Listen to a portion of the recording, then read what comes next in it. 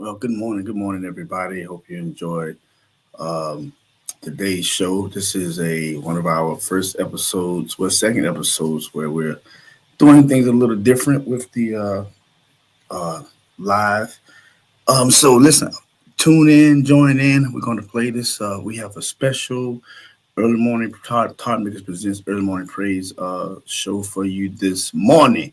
And I pray that you all enjoy it. We're going to start it at promptly at 6:30. So go ahead on everybody to go ahead and share. That's alarm clock. It is 6:30. It is time. So please sit back and enjoy the show. All right.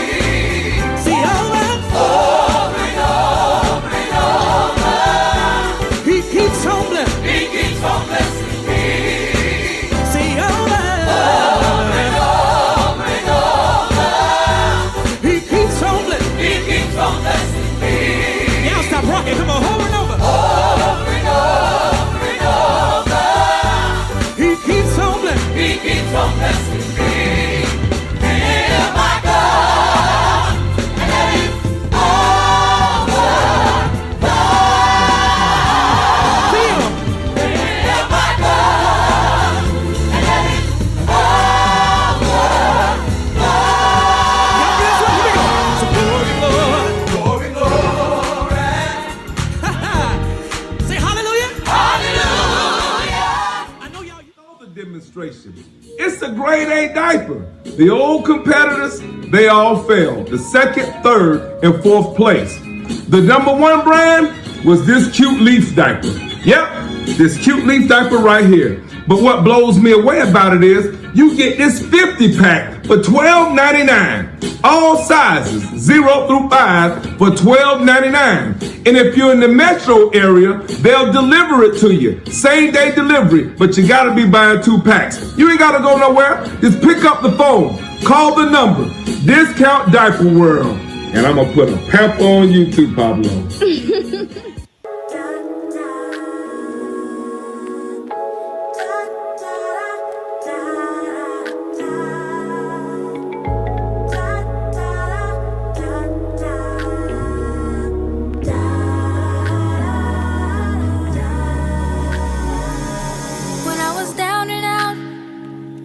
I know what to do, so far away from you, and you help me through. In him there is no failure. Look to the hills, dry your tears. In him get more than you bargained for. In him you're more than a conqueror. In Jesus the victory is mine. Safe all the time when the devil tried to push me under. It was you who came with the thunder. You're my shelter from the storm and the rain. Healed all my hurt and pain.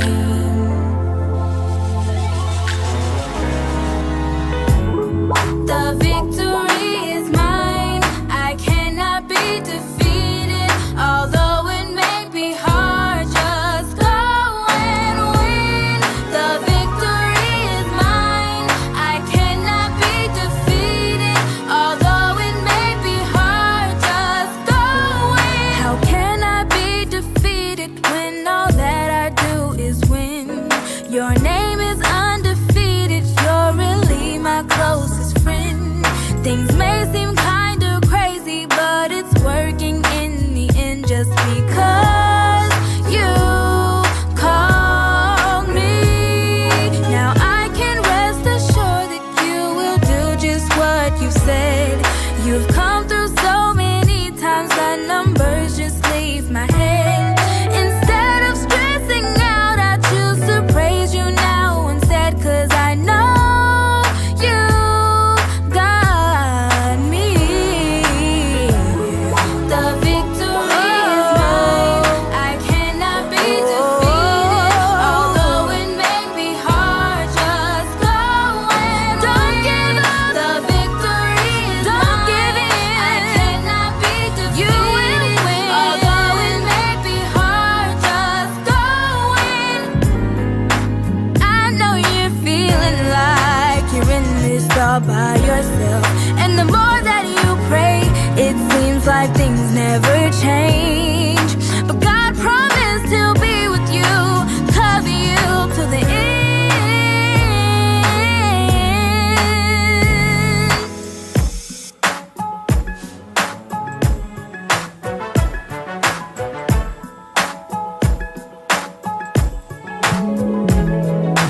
Victory in my heart, victory in my mind, victory in my soul. It's about to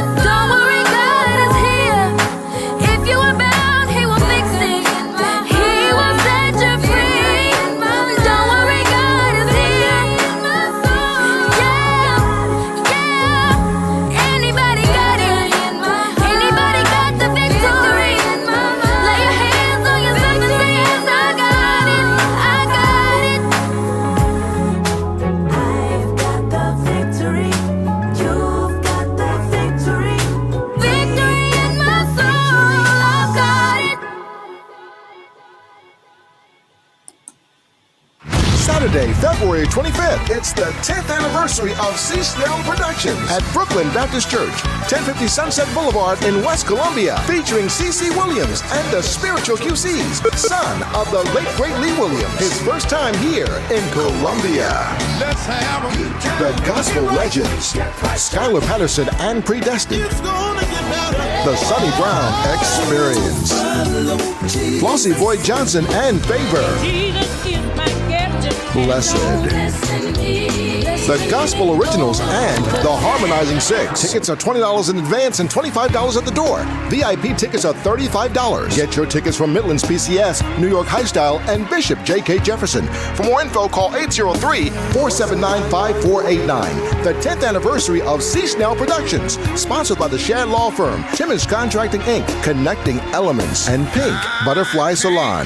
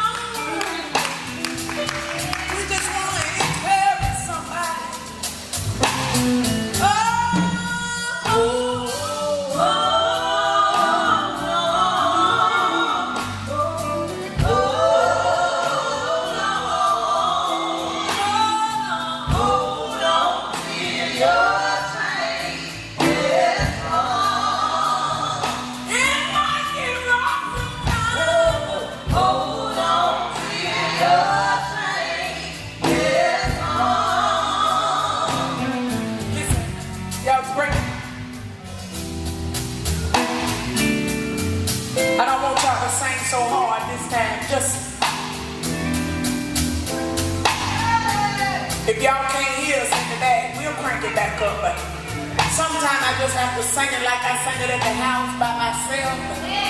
I don't have no music, I don't have no microphone on. I just have to encourage myself with these words.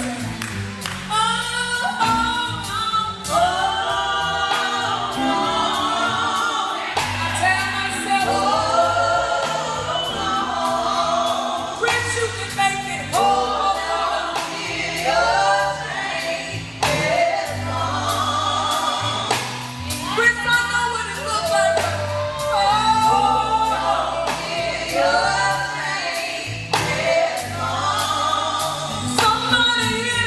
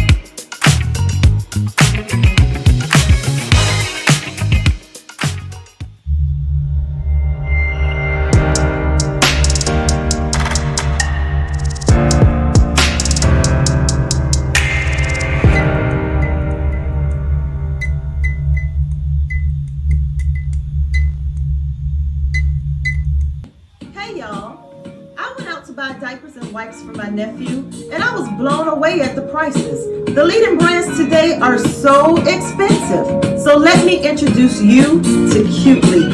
It's a grade A diaper, because we have to have the best. It comes in a pack of 50 for only $12.99. And you don't even have to go anywhere. If you live in the Columbia area and you're buying 2 packs or more, you get same-day delivery for free. Same-day delivery. You can't beat that. So call that number on the screen. Discount Diaper World.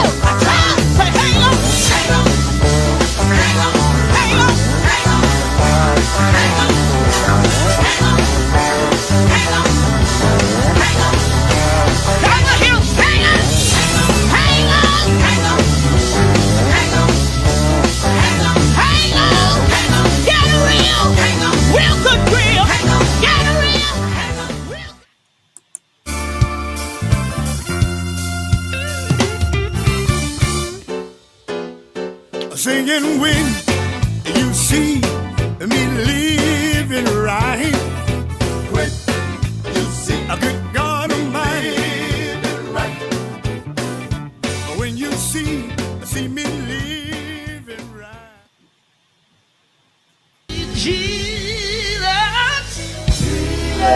y'all help me say. Your hands on me. I need somebody in Saginaw to lift your voice and help me say. Yo, come on here. Your hands on me. Anybody here need a touch from the Lord? Oh yeah. Your hands on me. Somebody wave your hand tonight and say, it's me. Wow. Your hands on me. One more time for my sister. I need Your hands on me. Lord, it's me. Lord, it's me. Your hands on me. Now let's have some church. I need Jesus. Your hands on me. Clap your hands tonight, say. Your hands on me. I need Jesus. You sing. Your hands on me. Come on, Bishop, you clap your. I need Jesus. Your hands on me. Anybody here need Jesus? Your hands on me. Said I need him. Your hands on me. I got to find him tonight. Ain't no turning Let back. me give a little kick drum in the wheels if I can. Just back. Please. Your hands on me. I need Jesus. Oh, please, your hands on me. We have to clap your hand and sing tonight. Your hands on me. Said I need Jesus. Your hands on me. Everybody clap your hand and sing tonight. Your hands on me. I got to find him tonight. Ain't no turning back. I need you. You just back. Your hands on me. Said I need Jesus. Your hands on me. Said I need the master. Your hands on me. One more time. Anybody hear me, Jesus? Your hands on me. Said I need Jesus. Oh, Lord. I got to find him tonight. Ain't no turning back. Clap your hand now. No turning back. Clap your hand now. Ain't no turning back. Sound man, I just need this drum mix. No turning If I back. can get some snare drum and some hands. Ain't no turning This back. kick drum will make sense in these wedges. No turning I back. just need to feel this drum. Ain't no turning back. I just want to feel this drum. No turning back. Thank you, thank you, thank you. Ain't no turning back. Whoever's running sound is a professional. No turning You know back. what you're doing, sir. No turning back. You know what you're doing, sir. No turning I back. feel better up here. No turning back. Come on, need y'all to sing it. No turning back. You ought to tell somebody. No turning back. I cried too long. No turning back. I preached too long. No turning. I cried too many tears. No turning I back. cried too many tears. No turning I just back. cried too many tears. No turning. I cried too many. Ain't no turning. I can't turn back. No turning back. I can't turn back. Ain't no turning back. I can't turn. Please, Lay your hands on. somebody help me. Lay your hands on. Somebody help me. Lay your hands on. Somebody help me. Lay your hands on. Somebody need Jesus. Somebody need the master. Lay your hands on. The reason I need him. Your hands on. The reason I need him. Your hands on. The reason I need him. Your hands on. The reason I need him. Your I wanna love my enemy. I wanna love my enemy. I wanna love my enemy. I wanna love my friend. Treat my neighbor. Treat my neighbor.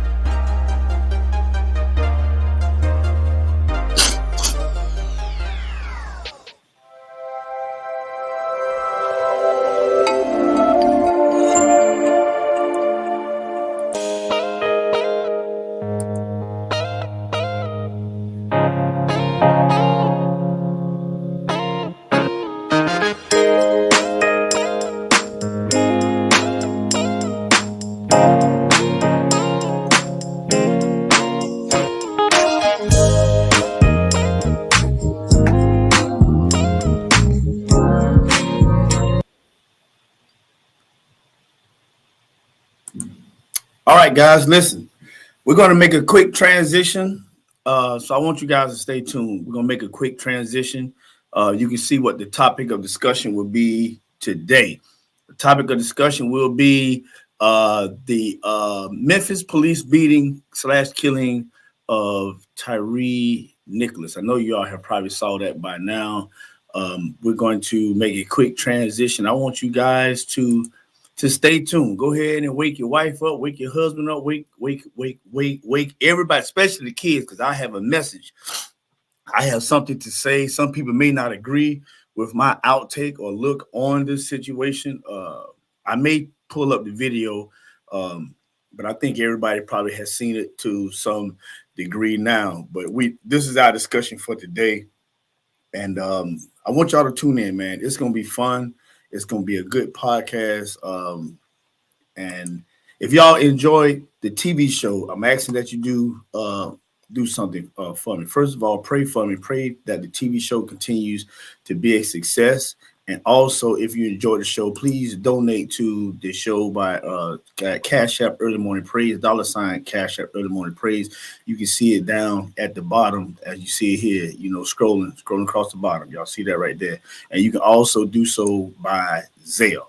Okay, you can also do so by Zelle. But we are making a transition now, heading into the podcast, right? We're heading into the podcast, the Let's Talk About It podcast. And this is one of the topics, like I said, we're going to jump straight in. We're going to feet first. We're talking about the real topics. I advise parents, wake your kids up, or at least have this discussion with your kids today. Have your discussion with your kids today.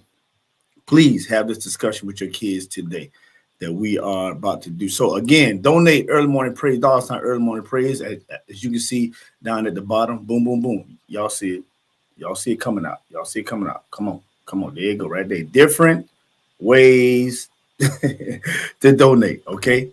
So let's do that. But we're going to get ready to transition now into the podcast. Listen, I am your podcast pastor, and this is your first church service right here. Okay, this is your first church service right here. Y'all know the name of the church. The name of my church is St. Matthew, Mark, Luke, John, Acts, Romans 10 and 9. All right, Apostolic, International, Multicultural, Multi-Denominational, Kojic Assembly Church of our Lord and Savior Jesus Christ, where I am your podcast pastor. I need y'all to be on time for church. Okay, be on time for church. Let's do that. All right, be on time for church. Let me get my other ticker going on back here, and then we're going to keep right on moving. Now, like I said, guys, this is going to be a good show today. It's going to be a touchy one, but like I said, I want to give y'all a little bit more time to get kind of settled in.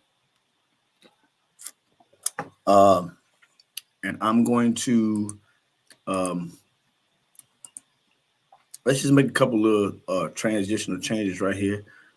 Don't go nowhere. Don't go nowhere. Don't leave me. Don't leave the CEO. Don't go nowhere. Please don't go nowhere. All right. What I want y'all to do is to sit back. Give me 2 minutes so that I can be prepared for y'all. Okay. 2 minutes. Just watch this right here, and we will be right back.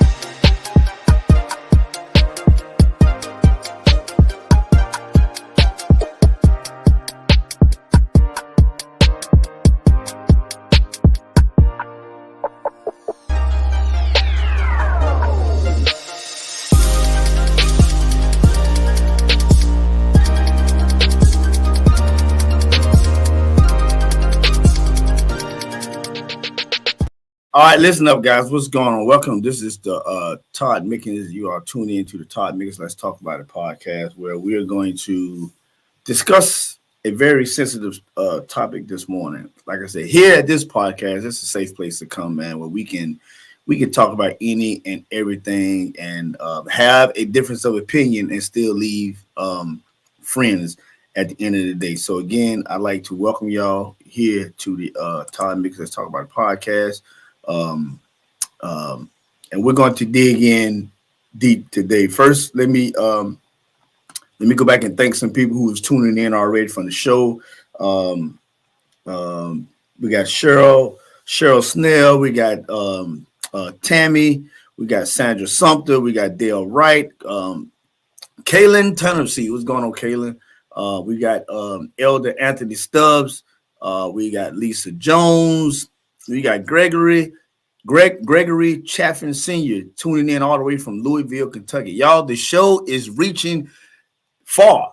Listen, so thank you, Brother Gregory. And then right up under Brother Gregory, Sheila Pate. Sheila Pate is tuning in all the way from, matter of fact, let me put Gregory's up there. Good morning to everyone. I pray that everyone has a blessed and wonderful day from Louisville, Kentucky. And then right up under that, we have Sheila Pate. She says, good morning, everyone from Durham, North Carolina. Have a blessed Sunday. Thank y'all for tuning in from far and near. Helen Osborne. What's going on, Helen? How you doing? Gregory,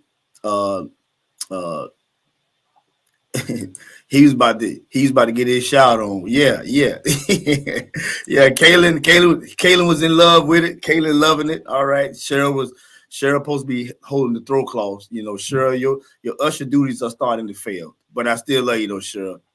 Thanks again for Lisa Jones, Helen Osborne, and again my good brother Elder Anthony Stubbs. So thank y'all for tuning in as well as others.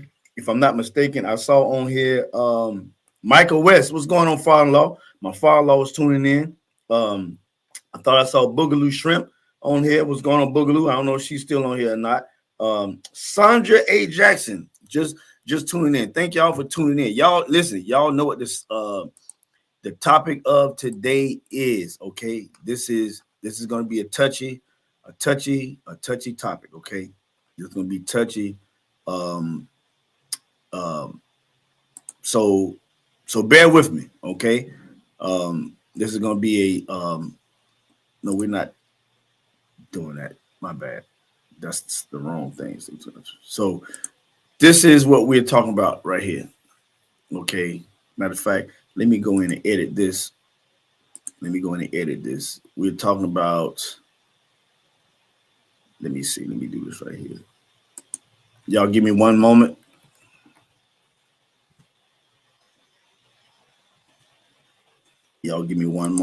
One moment. All right, here we go. All right. Right here. Let's discuss the Memphis police beating, killing of TYRE NICHOLIS. Don't know what's going on with the camera here, but I'm still here, so we still good, right? I'm still here, so we are still good. We're going to talk about this today, guys. Let me get my settings back right. I don't know. It is what it is. We're going to talk about this today, and I hope that everyone listen to what I have to say. All right. Wandalyn Kenna Griffin. Hi, thanks for tuning in, Wanda. And listen, when y'all guys comment, please put city and state. Please put city and state that you are commenting from. So Cheryl, to redeem yourself, put city and state, and I'll forgive you where you comment from. Even though I know where you at, Cheryl. Helen, Anthony Stubbs, Lisa, listen, all y'all put city and state where you call them. Sheila Payne and Gregory has already done it. Lisa Jones, I need y'all. Kaylin, Dale Wright, Sandra, Tammy, city and state. Represent your city and state where you are calling from. Here we go. Okay. Wait a minute. Let me go back to Cheryl said, Lord, you know I'm already on the floor slaying. I probably, as long as you slaying under the Holy Spirit, we're gonna let it slide. Love you. Hey, God bless you. God bless you. God bless you. God bless you. Thank you. Here we go. New Zion, South Carolina. Thanks for tuning in from New Zion, South Carolina. Wait, North Augusta. Well, all right, North Augusta. Well, all right. Kayla said, y'all ain't gonna leave out Hopkins, South Carolina. I know that's right, niece. I know that's right, niece. Thank you. Columbia. Here we go. Cheryl said Columbia, South Carolina, by way of St. Matthews, which let me know Cheryl is probably on her way to the radio station. That's right. Y'all, let's get some more of these states in here. Come on. Bring it. Goof morning. Wait a minute. Linda. Now, I'm going to let you slide on that, Linda. But you got to change up the goof. I'm assuming Linda Yvonne Mickens Weldon. And the only reason I'm letting you slide is because you got the name Mickens in there. But you got up there, Goof Morning, Thomasville, North Carolina. What's going on, Thomasville, North Carolina? Thank you for tuning in, Linda. Linda, go ahead and correct that, or I'm going to mess with you the whole show. Helen Osborne said, I'm tuning in from Columbia, South Carolina. Lisa Jones, South Carolina, small city, but big heart. You right about that. Lisa, thank you. So Lisa, I just realized who you was. I'm looking at that at your picture. Lisa, what's going on, Lisa? Lisa, what is going on? Thanks for tuning in. Wendy Louise Moon Boxdale. I watched this. God, well, thank you. I'm gonna take a sip of that. Thank you. I appreciate it so very much. And again, guys, we're going to dive into the conversation. Let's discuss the Memphis police beating, killing of TYRE NICHOLIS. No problem, Linda. No problem. Those of you, I know y'all probably done seen it. The young man in Memphis was beaten, kicked in the head, punched, hit with a baton. It was almost a reenactment of the Rodney King beating years ago. Okay, Dwight, what's going on, man? It was almost a my brother showing love from Pompano Beach, Florida. What's going on, y'all? We got people all over the globe tuning in, from all the way up north, all the way down south, even out the east and west. Thank y'all for tuning in to Todd Mickens show. Yes, sir, man. Yes, sir. THD Hughes. Listen, if you comment, please type in city and state that you comment from. All right. Parents, and I may not get first of all, do this. If you saw the video, type in 1 or type in yes. I think everybody by now has seen it because it's been on major TV networks. Okay. Oh, okay. Okay, Cheryl said she haven't watched it yet. Well, Cheryl, I think for the sake of context, good morning, Todd, checking it. All right, from Elgin. Yeah, listen, y'all guys, we got people all over the globe tuning in. Thank you, T. Tell the good brother Elder Garant. Good morning. Yeah. Okay. Linda says she saw it. How many people saw it? Type in 1. Yes, saw it. Lisa said she saw it from all angles. So in a nutshell, yeah, as a mother of 2 sons, yeah, I understand, and I believe this is the importance of seeing it, or the importance of having this conversation. I know you have 3 grown kids, 2 adult sons. I know this, Cheryl. And this is a conversation because I want to go somewhere with this, and it might not be a popular opinion I have of this. Sandra says, from listening to others speak on it, I couldn't watch it. Sandra, if you have kids, if you have nieces and nephews, I think everyone should. I think as of right now, they don't have most of the very, very brutal stuff up. But I think it's important, it's imperative that you have this conversation. Why? Because what has happened is our kids, our people, period, people have now they have now begun to, okay, everyone wants to stand up for they're right. Everyone wants a moment. Everybody, and follow me on this. I don't want nobody to say, wait a minute, what do you mean? Everybody understand this. Out of all of the videos you see where people standing up to the police and speaking their mind and winning lawsuits for wrongful arrest or being detained, listen, that is far and few from what really happens out on the streets. Gregory says, yes, and was a sad day for me to see that. Unbelievable. Sandra says, from listening to others speak on it, she couldn't watch it. Tina, good morning. I was too angry to look at it. However, I have 3 teen nephews that need to know what's yes. Exactly right. When it was horrific, I couldn't watch it all. Okay, awesome. I may pull it up just to kind of give a context, but me and my wife was talking, and I told my wife, this is something I tell my son and daughter or any young person I come in contact with. When you get pulled over, now listen, I'm not saying what he did.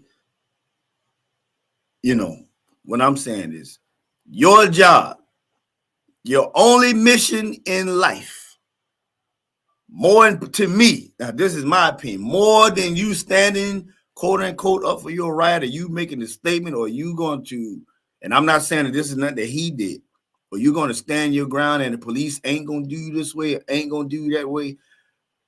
Your main mission in life is to make it back home. It's just simple. It's just plain and simple. Now, why he got pulled over, I'm not sure. They said, excuse me, erratic driving. That's what they said, erratic driving. There you go. T HD, get home alive. And from my understanding, he wasn't but a few houses or blocks away from his home. Marvin Fleming, what's going on, man? Listen, let me know. Marvin, type in city and state where you're tuning in from. Type in city and state where you're tuning in. Let me know if y'all agree or disagree, because I don't want nobody to think that I'm saying what he did caused his death. That is definitely not what I'm saying. What I'm saying is exactly what THD said. Your only mission when you leave the house is to get back to the house alive. Now, just from watching a lot of videos, when police come up to the windows or police pull you over, there are a group of people who do amendments. They call themselves the First Amendment right police or whatever. So they ride around and they go into stores. They go into state buildings. Marvin's tuning in from East, so thank you, brother. And they do things within their rights to the First Amendment. They have this, you know, when they get pulled over, I have a right. I don't have to do that. You can't detain me. Why are you detaining me? It has become, I'm not saying in this brother's defense or non-defense, I'm not saying this is what he did, but how many of y'all type in one if you have seen videos of more often when people getting pulled over by the police now, it's a debate. Why are you pulling me over? I don't have to pull over. This is the unlawful pullover. I don't have to give you my ID. I don't do this. I don't do that. Why are you pulling me over? This is violating my civil rights. I have the right to do this. Bring me a white shirt. Listen, whatever, right? It's become more of a norm, I believe, because you actually have people who study law and they go out and they call it First Amendment audit. That's what they do. Y'all look it up. First Amendment audit. They just go around, they cause trouble. Well, they get in situations where the police have to be called on them. But the police have to stay because there's a lot of cameras and they're talking about the First Amendment rights and what they can or can't do, blah, blah, blah, blah, blah. And Gregory, you tapping on something. Hold up, Gregory. Wait a minute. Hold up, Gregory. I'm getting there. And I'm gonna post your comment, Gregory. Hold up. Okay. So what's happening is everyone thinks, and y'all and guys, I want to take this break real quick to thank my beautiful, lovely wife Javisha Mickens, Mrs. CEO. Y'all know there's a segment in every show where she comes in and brings me my coffee. This segment is brought to you by my wife, who is the sole heir proprietor of Hell Hot Coffee. There ain't no coffee in hell hotter than the coffee that my wife brings me. Let me see if she's trying to burn my lips this morning. Let's see. Oh, she on point this morning. She loved me this morning, guys. Thanks, honey. Yeah, thank you. But yeah. It has become a proven time of moment. And listen, some of you on here may be like, well, we have the right to stand up and do what we do. Yes, you do. But you have the right to make it home alive. Let me get to this right here. Cheryl says, I tell my children, if when they get pulled over, let all the windows down and keep both hands on the steering wheel. My daughter got pulled over at night heading back to college a few months ago, and she remembered to do just that. Simple, and awesome instructions from a mother to a daughter. Okay, getting pulled over can be strenuous. But what's happening now, everybody immediately want to get their phones out. Everybody immediately want to make a point. Listen, I have my daughter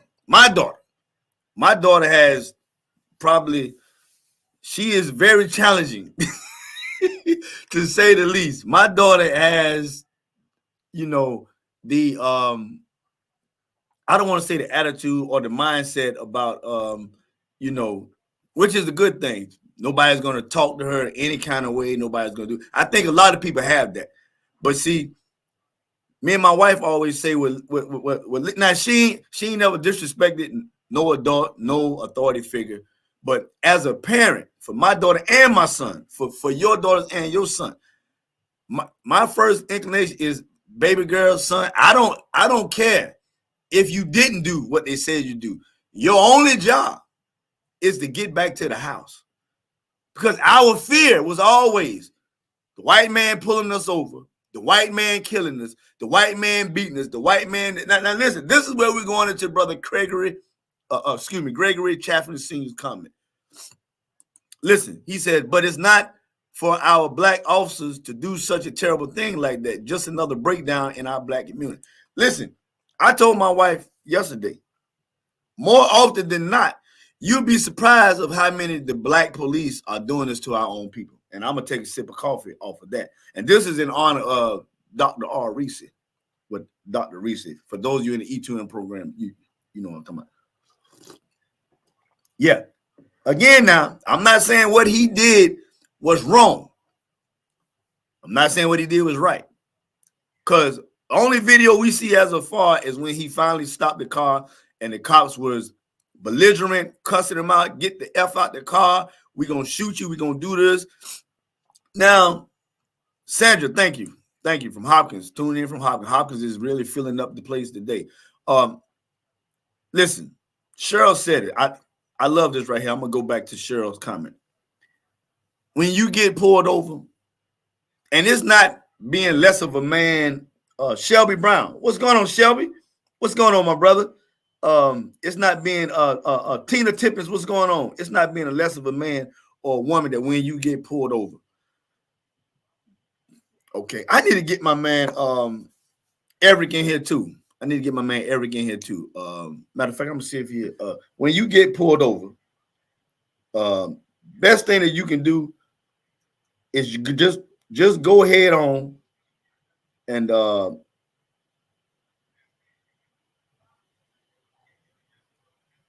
just go ahead on and wind the windows down. Don't worry about. Listen, first of all, if you get pulled over, try to pull over into a lighter area. Just pull it, even if it's a business or whatever. But when you pull over, it is not your job and duty to argue or debate or make a point with the police. I'm not saying nothing he did or anybody who got beat up or violated was wrong. But what I'm going to tell you, what I want you to do, what I want my daughter to do, what I want my son is put your hands on the steering wheel. Already have everything that you know they're going to ask for accessible to you. Okay? You know they're going to ask for license and registrations. Do you have any weapons in the car? Can I search this car? Blah, blah, blah. Now, listen, if you don't have nothing in the car, just even if, because like I said, so many of these videos that people know you can't search my car, you don't have the right to search my car, my First Amendment right. I get it. But remember, during these conversations, you dealing with either somebody who is not professional or whoever they pulled over before might have cussed them out, spit on them, or what, not giving the police a break, not giving them a reason to do what they do. Okay? What I'm saying is, y'all better have these conversations, even with your adult kids. When you get pulled over, you don't have to prove a point to no cop. You don't have to prove a point. Put your hands on the stick, have your stuff already accessible. Ain't nobody say you got to say, yes, master, sir. No, master, sir. Oh, I'm just headed en route to home. No, yes. No. I didn't realize I was speeding. My apologies. Here's my license and registration. Yes. Well, we're going to ask you to get out the car. Okay. Now, here we go. They're asking you to get out the car. Why do I have to get out the car? Why do I have to do this? Why do I have to do that? And I'm not saying that the young man put himself in a bad situation. But what I'm saying is your job as a man, as a woman, as a child is to get your behind back home. What's going on? I see Justin Mickens is watching. Thanks for tuning in, Justin. I tell my daughter, listen, I understand. Now, again, let me repeat. I'm not saying the young man was wrong or right in what he did. Now, I can say that the actions that the police done was wrong. They went way overboard. And I'm going to talk about this here. We need to tell our children, listen, Cheryl got it down pat. Let the windows down, keep both hands on the steering wheel, put your phone down. Don't even worry about the phone, because your only job is not to prove the police wrong. It's not to get the video footage. If anything, put your phone on the, everybody got a place to hold the phone. If you want to film something so bad, put the camera on and just leave the phone alone. Okay, listen, put your hands on it to have everything accessible, because listen, whatever point you want to prove, my brothers and sisters, whatever, and I'm not saying this is what happened to TYRE, but there is nothing more important than him getting back home. Simple. The thing that happened with George Floyd, listen,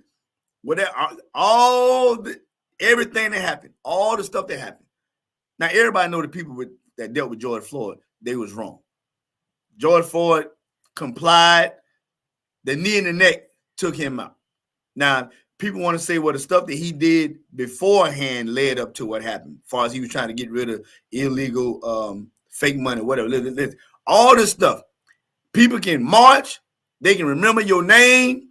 But I guarantee you, George Floyd's family would rather have him living and alive than to remember every year around about whatever time it happened, he was brutally murdered. So two things I want to point out. Don't put yourself in a position that leads you up to law enforcement being called. And the other thing, if law enforcement is called in a situation, your only mission is to be compliant and to live and to get back home. I know somebody saying, yeah, but he shouldn't say, yeah, listen, I get it. Cheryl goes on to say, plus, she keeps her insurance registration information above her visor, all that with her license were out when the state trooper got her to her car. All right. Lisa said, sorry, but I have to disagree with that one, Mr. Chapman. The black ones are who we have to worry about most of the time. Let me go back to his comments so I can make sure I didn't. I think what you said, but it's not known. What he was saying is, I believe that we would have never thought,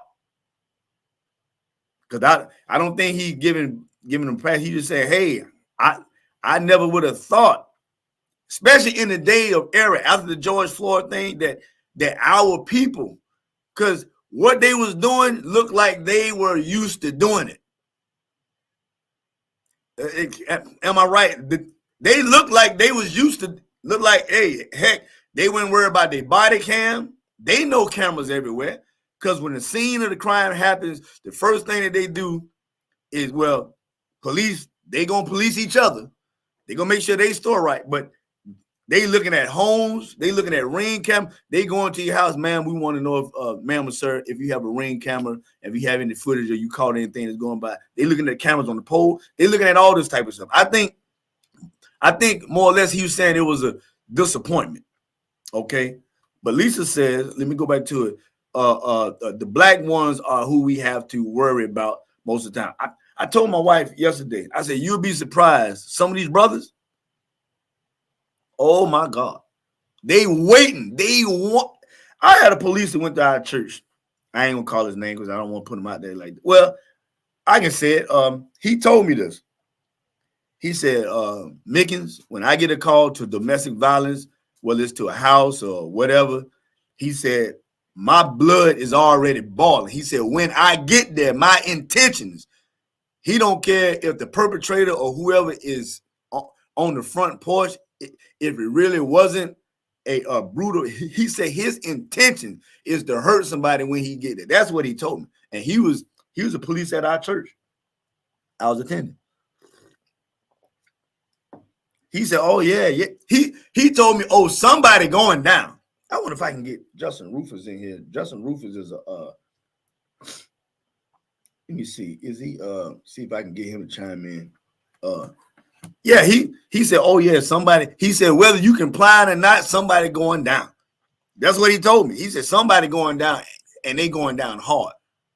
Now, you're right, Miss Lisa, but all lives matter. Yeah, all lives matter. I'm trying to get my brother Eric in here. Shelby says, what's going on, Shelby? Shelby, you in the you in law enforcement, Shelby?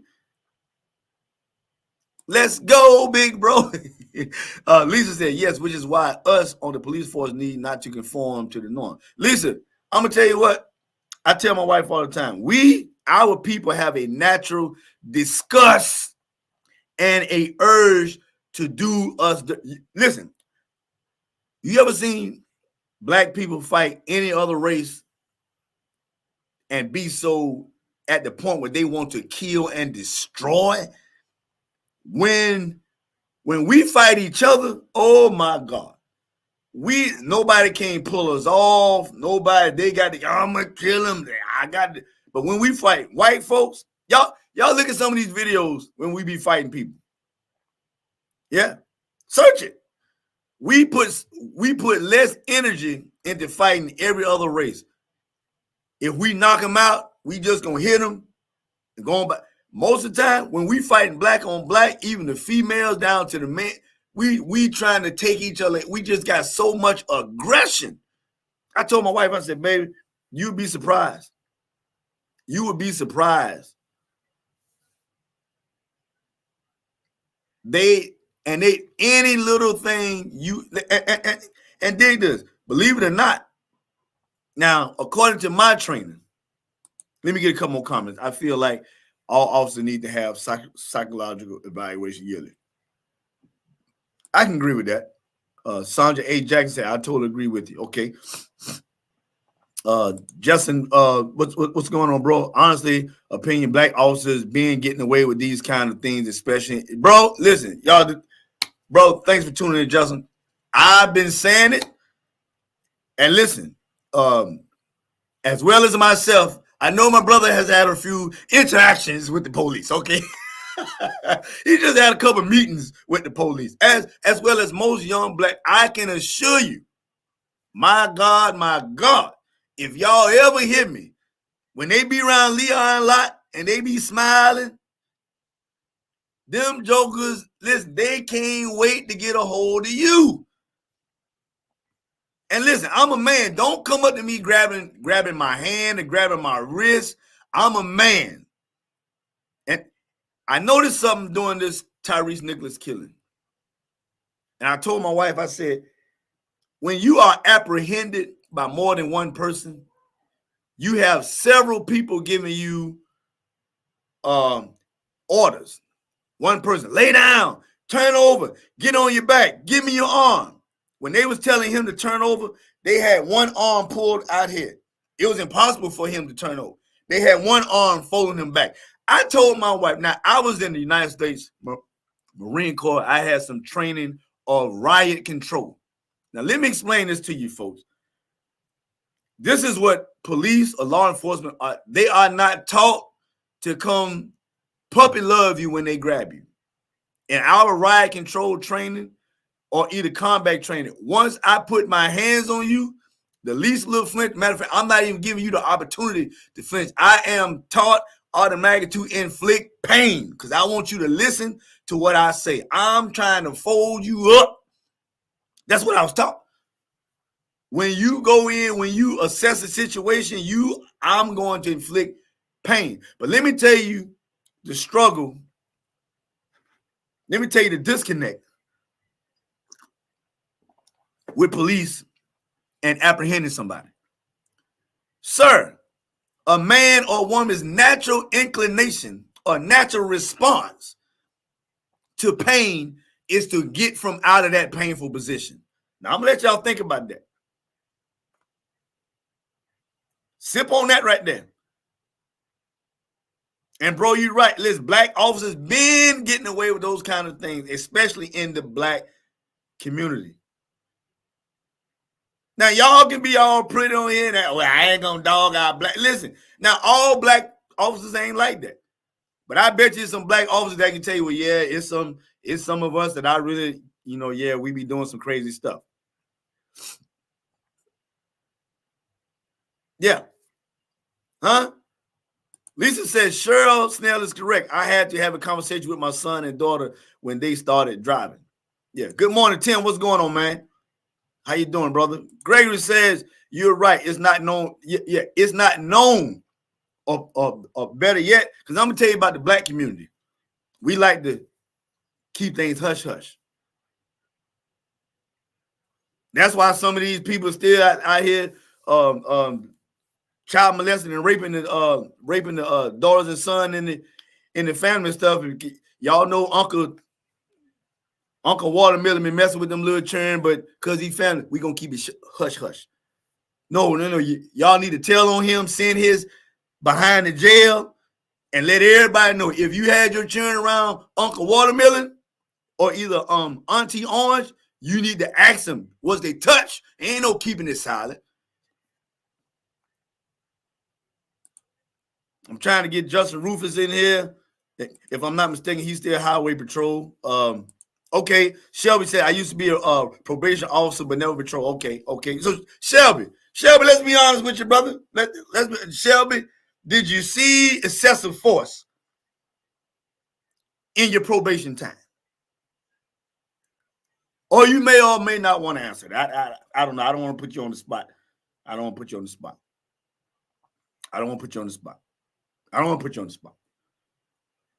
But speak your truth. Timothy said, this goes to show that some people don't deserve to be in a position of authority because they can abuse a position. And I'm sorry to say this, but some black people can't handle being in position of authority. Well, I'm with you, Tim. And I know we don't want to make it a black and white thing, but in this situation, it's a people's thing. But it's just so surprisingly, the way that this situation was happening, these black officers had no fear of even, see, this is how I know. I told my wife, I said, this only lets me know one thing. They have done this several times. The person just didn't die.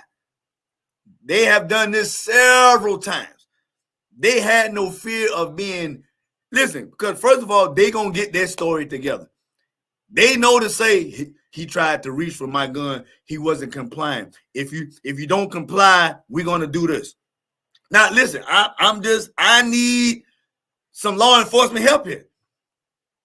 I need law enforcement to please talk to us. Now, I'm not saying, again, let me take a sip. The young man, he was in a situation and he was like, y'all doing too much. And they were, he was like, he was calm. Now, I'm pretty sure, I don't know if they're trying to say he was under influence or whatever, but whatever. I'm pretty sure, the police was just highly crazy upset. They fought. Now, he gets up and runs. Boom, bam. Somebody may say, well, if he wasn't doing nothing wrong, why did he run? Well, I'm gonna tell you this: when you being inflicted with pain, and I think they say that he was close to home, your first inclination is, Lord, just let me get to the house. Now, I'm not gonna say whether he should have or shouldn't have ran or whatever, because at that point, to me, the tables turn. This is why I get back to the point of when you are pulled over, ladies and gentlemen, if you have some, matter of fact, hands on the steering wheel, you ain't got to prove no point. If you want to film so bad, go ahead and put your phone on video and just set it down. You know what I need, y'all? I need you to get back to the house. I think I seen Justin Rufus is Justin Rufus is in here. All right. Yes, sir. All right. Yes, sir. Justin Rufus is in here. Let me get to these comments. Here we go. We need to bring back the black people from the 60s. They got along and stood one for another. Well, I can agree with that. But there were some things that happened in the 60s where black people portrayed each other. Yeah. But I definitely agree with you, Lisa. I definitely agree with you. Okay.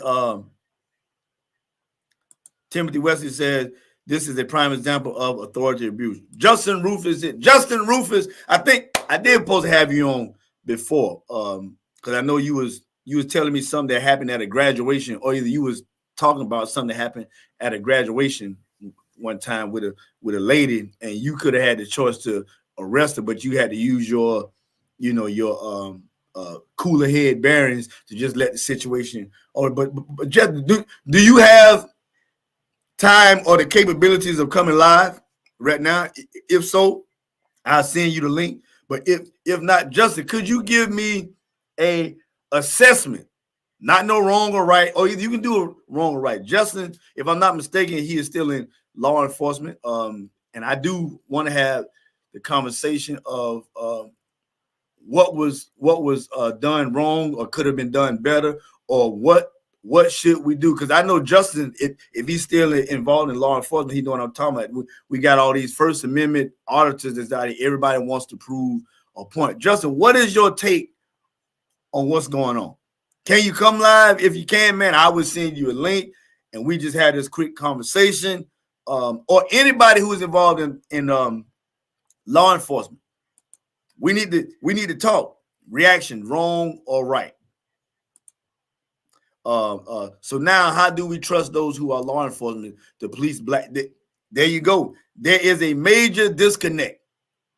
Major disconnect. Shelby says, no, I never had to use excessive force, but it's not a color thing. Black, white, brown, they all use it. Yeah. So, well, Shelby, you don't have to answer this. Did you see excessive force and try to intervene? Or, and not saying you personally, but are people afraid or scared to lose their job for trying to stop something that's going on? Because, again, I go back to this, guys. For what those jokers did, that was a Rodney King moment. I'm talking about a punch in the face. I'm talking about clear, lined up. Now, this one particular police officer, I'm talking about, he was like, there was already 3 or 4, 5 people, 3 people at the least on him. He come in and size him up. Then one guy come in with the baton. Did anybody hear anybody say, hey, whoa, man, we got it, man. We got it. Don't listen, man, we got it. When black people get into these high authority positions, they get the big head. And again, I don't want to put so much focus on just the black people, but this is okay. We talking about black folks because black folks is the one that did it. I think it might have been, was there at least one white guy there? I'm not sure, but yeah. We have to trust in the Lord to keep up. Now, listen, I'm gonna tell you something. You're right. Trust in the Lord with all thine heart and lean not to thy own understanding. But trust me, what you need to do is comply. I got pulled over one time down in 5 Points. This is probably about 25, 30 years ago. It was me, two other young ladies in the car. I was in the passenger seat. A black girl was driving. I was in the passenger seat, front seat, and there was a white girl in the back, right? We got pulled over in 5 Points. Immediately, when they pulled me over, when I walked, listen, before they even got to the car, my hands was on the dashboard. I was leaning forward, window down. When the police got there, let me tell you what he said. He said, oh, you already know. Because if you ain't had your hands where I needed them to be, there was going to be problems. And he was kind of laughing. I was like, you ain't said nothing. I don't know. I'm going back to the house. Yeah, I'm going back to the house. Too much excessive force on inner. Yes. So there were two white ones. I didn't see the two white ones face on the as far as being indicted. Maybe they was putting the black ones on there because they were because they're black on black crime. And this is my point. As much as, listen, I love my family, period. All the way from mom and daddy, brothers, sisters, wife, son, anybody in my family, period. Daughter, cousins, nieces, nephews. If you get pulled over, what I need you to do, family, listen, I love y'all that's tuning into the chat. What I need you to do is to get home. Listen, cry on my shoulder when you get to the house. They pulled you over for nothing. They called you out. Listen, lean on me. Snot my shirt up. Because you standing your ground and proving a point, or nobody going to tell you what to do, or I have my rights, that ain't going to do me or you no good if I'm standing here planning your funeral. I'm not saying nothing that the young man did was right or wrong. But what I am saying is, to every action, there's a reaction. And heat of the moment. This is why it is important to have your own frame of mind, your own peace. You know what? Let's say no, because then that's giving them an excuse. I'm not even going to say that. But in amongst of that, what I saw was a gang beating. That's what they did. It was a gang beating. They had no remorse or no concern for this young man. It was only and listen, now, unless I'm mistaken, Justin Rufus, I don't know if you're on here, I don't even know if you're gonna comment or whatever, but just going back to my military training, United States Marine Corps, when we did crowd control, when we was taught crowd, there was no, once I put my hands on you, if we trying to clear a situation, I need you to move. There was no, once orders was given, once we felt like something was violated, once I reach out and touch, because again, a man or a woman's natural inclination is when somebody touches you, is to pull back, or when you are in pain, is to get from out of that pain. How can you tell me? I was telling my wife, I said, you can put your hands. I have done this before. I had a few interactions with the police before, just a couple. Just a couple. I wasn't a bad kid in life, but I had a few interactions with the police. Now, they can tell you, get out the car, turn around, stand up. When they grab you, listen, I have gotten out the car before, leaned over on the car, and put my hands behind my back with my fists clanked together. But you know what they did? They grabbed the wrist and they took it and they bent my arm up. Why do they do this? I don't know. Why? Now, this is what I think. Them jokers looking for you to buck. The first thing that you hear is stop resisting. I ain't resisting, man. I'm hurting. I'm in pain. I'm not resisting you, sir. You are contorting my limbs in a position that is unbearable to me. So when you trying to handcuff me, sir, I'm not resisting, but I am in so much pain. You are. My natural reaction to this pain is to get out of, listen, 9 times out of 10, well, let me just say this. There are a lot of times where people are being arrested and they are fighting the police. Let me just put that out there. They are. They are belligerent. They are disrespectful. They're nasty. They're looking for a fight because they know when they go to jail, they're going to get out on the PR bond or some little small bond. They're going to be out. They're going to go to court. They're going to pay a fine. They known to fight police.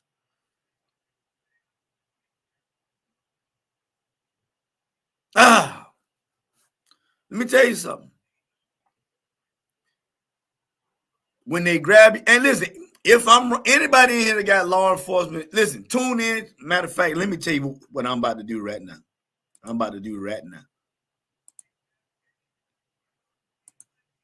this right now. Anybody that want to chime in, I need you to tap in right now. I need you to tap in.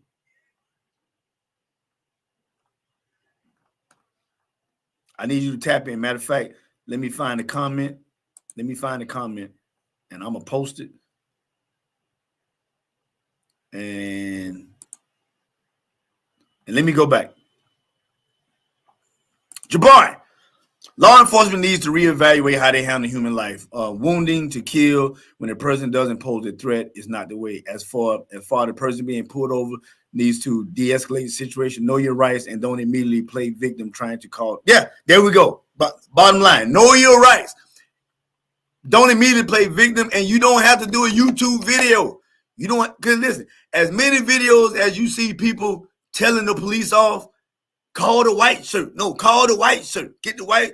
That don't happen as often as you think, ladies and gentlemen. Most of the time, them Joes getting bust up. They getting yanked out the car. And no man wants to be embarrassed in front of his family. I get it. You're gonna yank me out the car in front of my wife, in front of my girl, in front of my kids. Your son and daughter looking at you, and you got this thing where I got to show them how to stand up for their rights. Listen, your obligation is to get you and your kids, even if you have to get, listen, call me, Brother Todd. They did me dirty. I'm embarrassed as a man. Listen, I got some tears and some snot in these nostrils. I need to cry on your I got so much anger right now because I wanted to do something and I couldn't. Call me. Come cry on my shoulder. Or better yet, on your way home, cry, snot, cuss, whatever you got to do, but get home safe. And I'm not saying people, because even people who comply get put in a situation and they have got beaten up or lost their life. But listen, do whatever you can do to get back to the house. Let me get some more comments. Shelby, no police officer, one will intervene because they will become an outsider with them. See, listen, I love the truth. There's something that Shelby says, let's go, man. Let's go with the truth. My brother telling the truth. They know that once they cross that barrier, they will be looked at as outsiders in their own job, in their own community. Justin Rufus, I need you to speak, sir. I need you to speak, sir.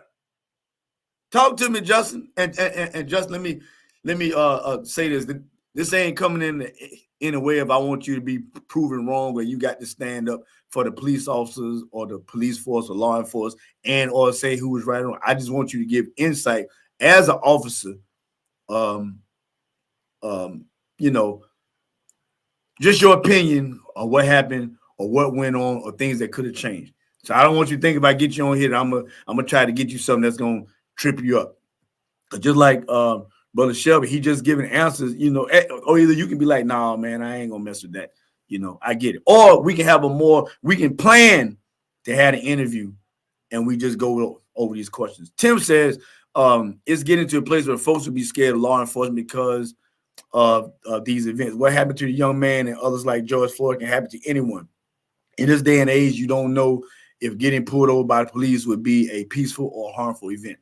Definitely true. Definitely real talk, Tim. I wonder if any of those officers have sons and daughters. Listen, yeah, they got children. Yeah. Do you know that a lot of these police officers, and listen now, statistically, they abuse their wives or they're abusive at home? Not all. Like Jesse Peterson say, not all, not all, not all. But you know why? I believe because once you get that badge and that gun, and I'm not trying to dog anybody who's a police officer. I have friends that are in law enforcement. But once you get that badge and that gun, there is a immediate. How many of y'all seen some of these police officers and you like, why in the world are you a police officer? You ain't nothing but 98 pounds. You got no muscle tone about you. Most of them, from what I heard, this is some of the things I heard. Most of them got bullied and they want to get in a position where now that they have the authority where you have to listen to them. And if you don't comply, first of all, they got somebody that can help them. Second of all, they're going to bust you up. 9 out of 10, when they go to court, they're not getting in trouble. They ready to put something on you. Listen, I said this is not going to be a popular topic today, but we got to talk about this mess, y'all. Carletta Addison, what's going on? Thanks for tuning in. Let me see if I missed anybody else. Janice B. Dub, what's going on, Janice? And again, y'all, I'm not, I tagged in 2 people that I noticed in law enforcement, and this is not to attack them, but this is just to get some insight. Because remember, here on the Let's Talk About It podcast, even if, let's say, one of y'all even say, Todd, I think you are completely wrong. What happened was a blah, blah, blah. You know what I would say? Hey, yo, I respect that opinion. Now, the people in the chat, they may challenge it on it, just like Lisa challenged something that Gregory said. But they had a clear understanding. This ain't nothing to be, but everything that everybody's saying thus far is true. My main point is, you think you ain't got to have this conversation with your family? Adults, not just your kids. When you get pulled over, have your stuff ready. If they ask you to get out of the car, you listen. Tell you what, the first thing you need to do, I know everybody wants to call your white shirt. White shirt is supposed to be the supervisor. Call your sergeant or whoever.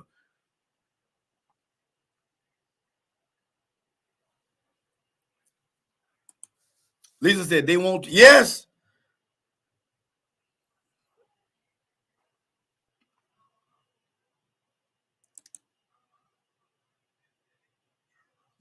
Wendy said you're so right.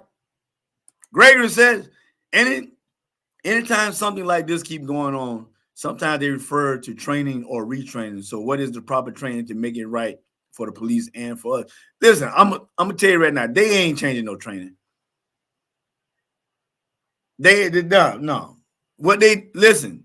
Now I'm just going back from my experience in military. And a lot of the things that the police do now, they start wearing tactical gear to keep people in fear, right? Police officers ain't used to wear all this tactical gear. Maybe the special forces people like the SWAT did, but now the regular police officers, they got on Kevlar, they got all the vests, they got all the straps. It's to keep you in fear. The training, listen, once me hand got on you, and this is in crowd control, I can only imagine. Now, listen, I'm not going to act like the police don't have a dangerous job. I'm not going to act like they have some people that's but my main point, guys, get back to the house. Whatever this young man did or didn't do when he took flight and started running, listen, because to me, at that point, I believe getting out now, then another thing. How in the world, what kind of training you got, ma'am or sir? Is 3 or 4 of y'all holding one man down? And I know they say sometimes when these people be under the influence of drugs, and they're not saying, I don't think that they're saying that he was, that they are strong and powerful. What type of training you got? Where 3 of y'all can't hold one man down. That's why I say the training is out there with it. There ain't no training.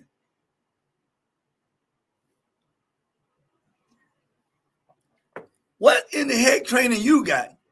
Where you, I saw my daddy, what's going on? Thanks for tuning in. What in the heck training you got where you and 3 other people can't hold one person down? Y'all done kick him. Y'all done punch him in the face. Y'all done fold his arm up. And you mad because you can't run 20 yards. You can't chase him.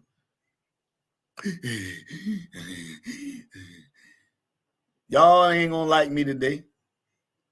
I ain't care. Who can you trust if you can't trust the man in blue?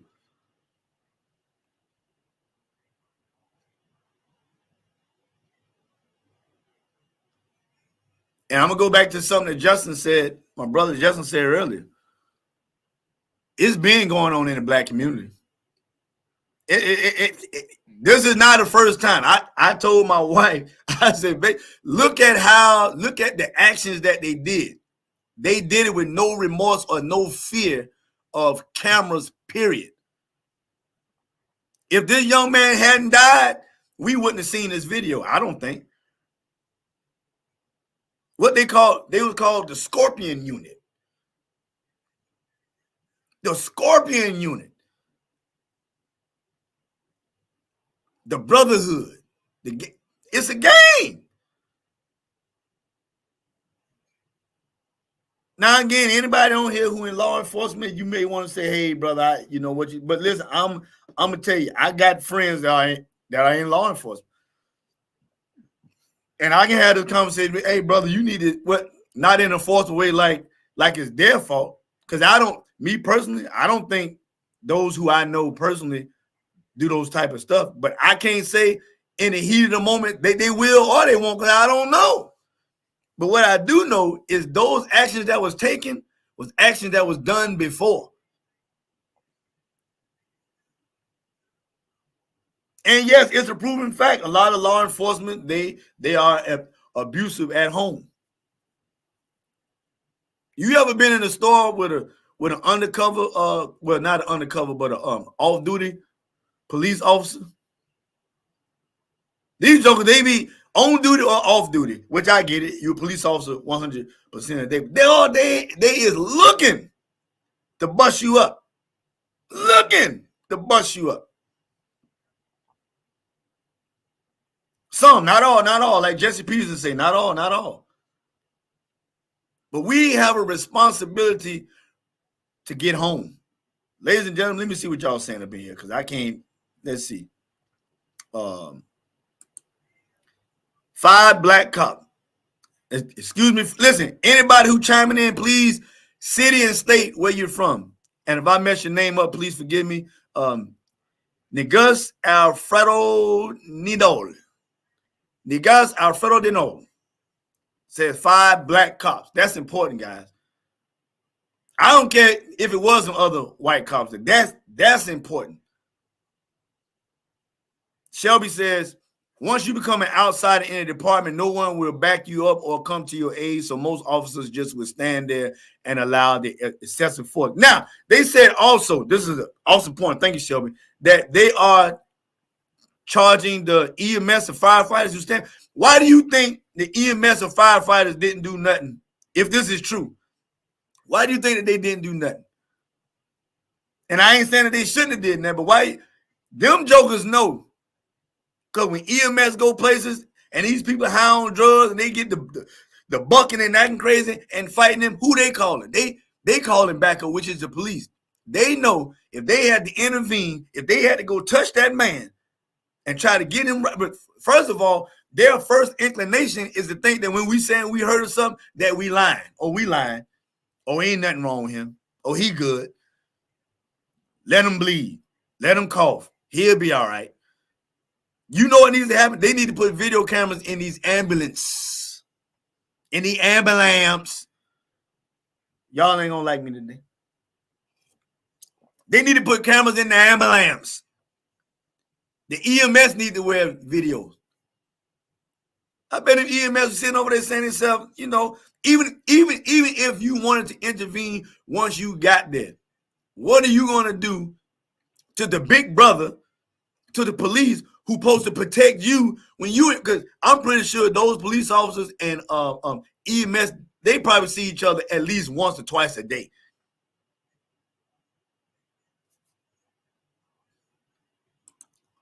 Sandra says, just comply and listen. If you think the police done wrong, that's why we had courts and lawyers for it. Just get home and say, yeah. And listen, not saying that those who have complied and listened haven't got done wrong also. But you have a better chance. Again, I am not saying what this young man did was wrong or caused his death. Surely what the police did caused his death. Now, we can get all excited and say what they got. Now, I'm just thinking because they mostly black, they gonna make an example out of them.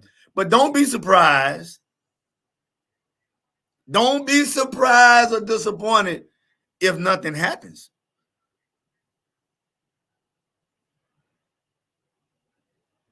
Don't be surprised or disappointed if nothing happens.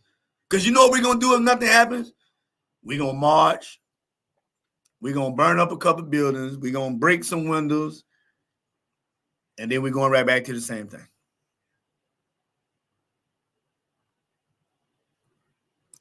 Here we go. 5 black cops operated out of self-hate like black males is known for in Denmark, Sweden, Norway. Thanks. Cynthia G is right. You sound like an immature male, just like the 5 black cops. I don't know exactly where Cynthia G said something. I need to make sure that I meant something from Cynthia G. And I'm not sure where you're going with this particular comment. Yeah, where you going with? Let me see what we're going with. You talk like a baby, and I'm intrigued, immigrant born Danish resident. Okay. I am more mature. Listen, I don't know where it goes Alfredo than all. You gonna have to. I don't know if you saying, and if you're saying I'm right or wrong, I would rather you just say that I'm right or wrong because I don't understand exactly what you're saying. Whether you're agreeing with somebody or you're disagreeing, the part about you talk like a baby and I am something. Let's see, struggling, dusty, Negro bandit, man, black men hate black men. Okay. Yeah, let me get this comment off here because I really don't understand where you're coming from. And it's okay if you want to say I'm whatever or somebody in here, but let's make sure your statement is clear so that we can address you or we can address whoever, because I'm kind of lost on where you're going with the conversation. Okay. Justin said, how do I get on? I'm about to send you an invite, Justin. Justin Rufus, I'm about to send you an invite.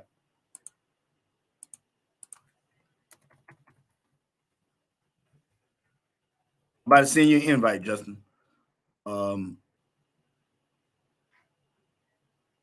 After this thing logs on, it's taking forever to log on, and I'm going to see. Let's see.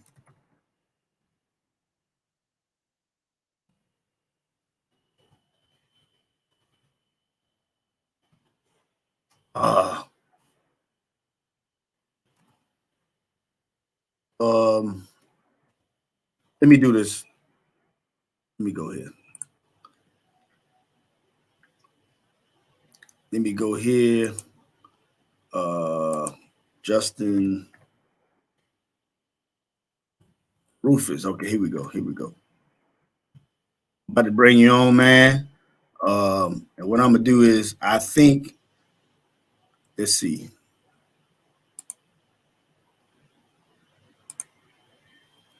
Hey, check your link, Justin. Check your link.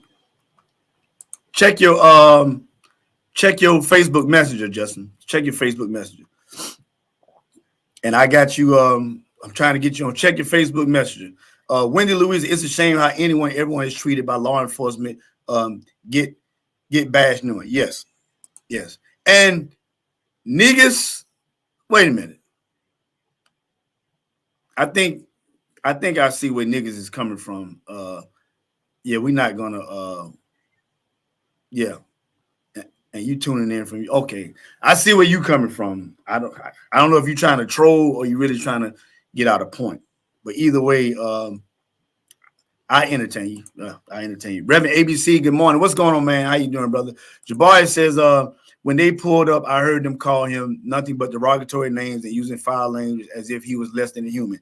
They didn't use sir, please, etc. Then after they mobbed him, they had a full-blown conversation bragging about what they did. Like that's because it's something that they're used to, Jabari.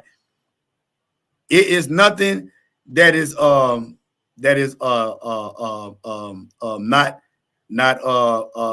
they wasn't used to doing. Yeah, Justin Rufus, I got you on. Check your link, Justin. Hey, bro, don't worry, don't worry about it, Justin. Bro, I'm good, man. I'm good, man. Yeah. I don't know who niggas is, but I think it's a troll account. Y'all see my brother said, pump your brakes. Yeah, he listen, if he comes with some common sense, even if he disagree, whatever will be. Y'all listen, I got Justin Rufus in the house. Listen, I want my brother. Don't worry about it, Justin Mickens. I got him, man. Yeah, brother said pump your brakes.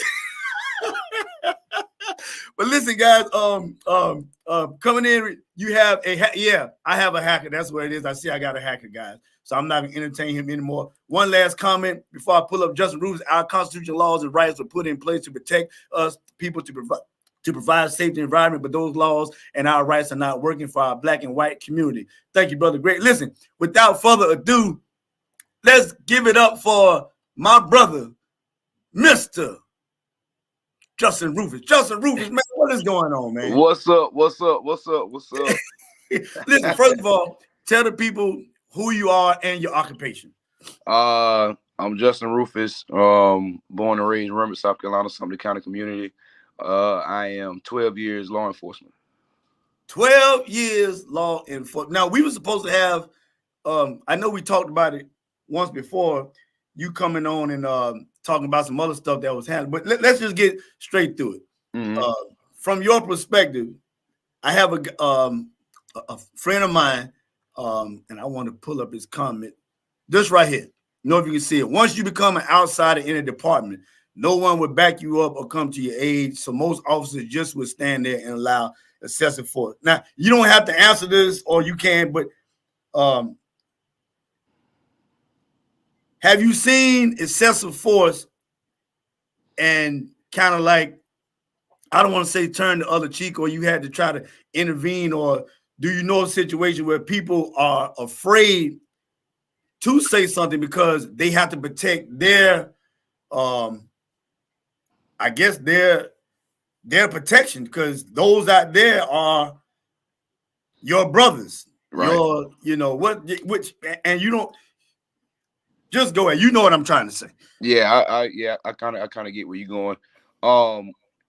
I've seen excessive force, and I've not in my time. I haven't seen anybody. That doesn't happen as often as everybody thinks it does. As far as like the not telling of what happens. Why? Because one, we wear body cameras for one, and I know like take for most of your apartments, they have internal affairs and stuff like that who reviews that body camera footage on a daily basis, and to make sure a lot of these when those reports and stuff come in, they pull that body camera footage. So even if you don't tell, even if somebody who was there does not tell, the body camera does tell. So so that's a lot that of not telling and not getting in trouble, that doesn't happen as often as people think. I know a lot of officers who have gotten fired for excessive force. It just because it don't hit the news and stuff like that, it don't hit the news and stuff. A lot of people think that it just don't. Or it's being pushed under the rug. But I know a lot of us that have been fired, that has their certification pulled, things of that nature. Just for that excessive force aspect of it. So, that's a big no. And man, just what happened to the guy in Memphis, it just and I hate that we even having to have this discussion and pretty much defend the profession of law enforcement. You know what I'm saying? Because it kind of gives the 96% of us who really love the profession and trying to hold it up to a high standard, it gives us the bad name. So yeah. First, again, appreciate you coming on. Yes, and sir. If I'm not mistaken, I did see tell Mrs. Rufus, please forgive us for interrupting y'all morning. Good morning, Miss Rufus.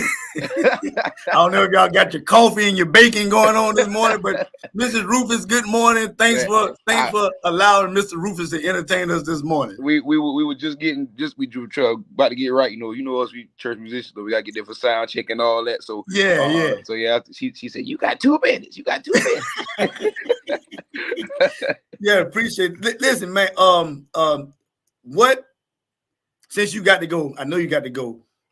What advice would you give to, and like I said, I would love to bring you back and we just have a more in-depth, where you have time to talk how you feel. What advice would you give to any young man or young woman if and when getting approached or pulled over by law enforcement? Cheryl said earlier she told her daughter, do this, do that, do this. Because now, am I right about this? There is a new wave of generation of the First Amendment audit people now. Definitely those. Yeah. Okay, now from your point of view, because I might not explain it right, could you explain what these First Amendment audit people do? They're your First Amendment, deals with freedom of speech, all that good stuff, and they pretty much just come, and honestly, I'm just trying to be as blunt as I can. They really just come in to like test and see what as far as the First Amendment goes. You know what I'm saying? So they go, and they know that they can be in certain places, they know that they can say certain things or they can do certain things, and they try to me, a lot of them are trying to provoke law enforcement to act in a certain way to get a reaction out of law enforcement. Yes. I remember I didn't have a direct encounter with them, but they did come where we work. So and they, all of the chiefs and the sheriffs and everybody, they're pretty much telling their people, hey, listen, if you come in contact with one of them, try to stay as calm as possible. Just let them do what they got to do. Because you don't need a situation like this getting on the news, and and this situation going bad. So so a lot, they out there and they trying to pretty much discredit the police. So we got to make sure we stay on our P's and Q's as far as law enforcement is concerned, and make sure that we ain't overstepping our boundaries as it pertains to them. Let me ask you 2 more questions. Do you think that the influx of video footage of these First Amendment audits of people who they stand in their rights when the police come to the car and they are quote unquote winning the conversation, where they cussing the police out and the white shirt comes, which is most of the time your superior officer that day, and they are winning? Do you think a lot of people think that every time that they get pulled over, that's going to be their situation where they can pull their camera out and I ain't going to do this or whatever? Do you think that? Definitely.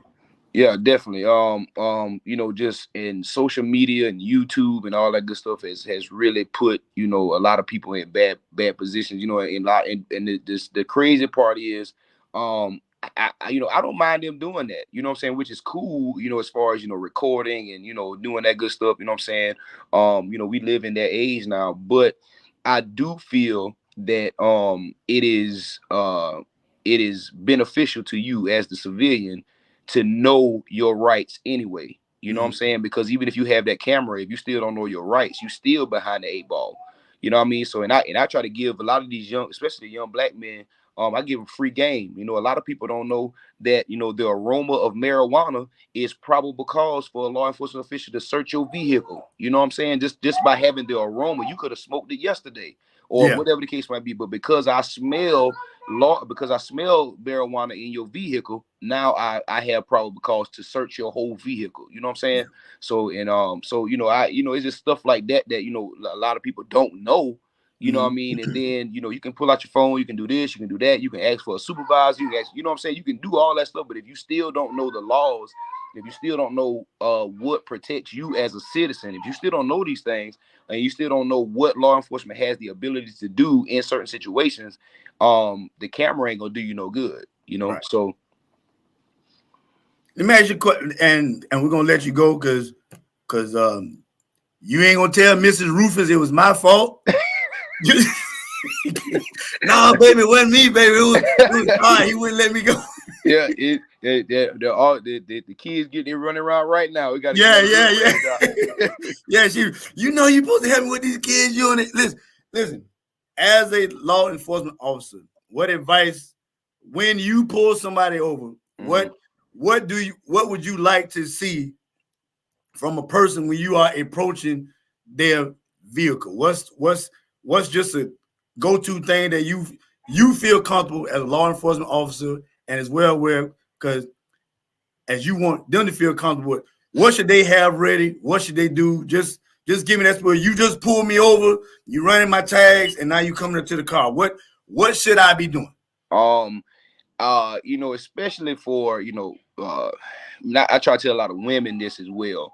Try to have your registration and your license and stuff in a place where you don't have to reach way across the car to get it. Just in a place where, I see this one guy I follow on social media. He has this thing around his neck to where he can just pull something. He can pull that one thing out and just give everything to the police officer right then. Also, a big thing is with law enforcement is, just being able to see your hands. Just being able to see your hands, you know what I'm saying? Just keep your hands on the steering wheel, keep them in a place where you can see them, you know what I'm saying? I know you got like military background and stuff like that, I don't care whether you military, police, whatever. The first thing they teach you is, especially in combat situations, is you got to see where the hands are, you know what I mean? So that's one of the things. Just make sure you keep those hands on the steering wheel in a place where the law enforcement official can see them. I see some people, just automatically stick their hands out of the window. You know what I'm saying? You ain't got to go OD like that most of the time, but like I said, if you keep your hands with it, and then tell the officer what you're getting ready to do. So that 9 times out of 10, when they approach the vehicle, and they'll be like, "Hey, I'm Sergeant Rufus from so and so, whatever it is. I'll stop you today because of this situation. You got your license, registration, proof of insurance on you." So then at that point, say, "Listen, I do have my license, registration, proof of insurance. My license is in my left pocket. My registration is in my glove box. Do you mind if I reach for those items right now?" That gives the officer the opportunity to know, all right, this is what's getting ready to happen, versus you making a move and saying, "Oh, I'm getting ready. Let me get my license out of registration or something like out of the glove box." And now you going to the glove box. 9 times out of 10, whether you on the street, you the police or preacher or pimp, whatever, you already know that the gun, the gun 9 times out of 10 is in the glove box. You know what I'm saying? So it's just certain stuff like that we gotta, just be conscious of. You know what I'm saying? And as law enforcement, that our main thing is, we say before, when we go 1041 on the radio every day, that means we're going to work. Whenever we go 1041 on the radio, our main objective is to go back home to our families. Yeah. So we just want to make sure that we doing whatever we're doing to maintain safety and make sure we're good to go. All right. Is it safe to say, I know from my experience from crowd control and military combat, that there is not any real training as far as when I'm apprehending somebody to be light with them? Your main goal is to take the gain control. Control. And 9 times out of 10, when you go hands on, whether again, like I said, whether you the police, whether you're a street fighter, whoever, 9 times out of 10, when you go hands on with somebody, you already know that the fight's on. It ain't gonna be no, hey, not to, if it's already done reached that level, you already know, like, this is what it got to be. You know what I'm saying? So,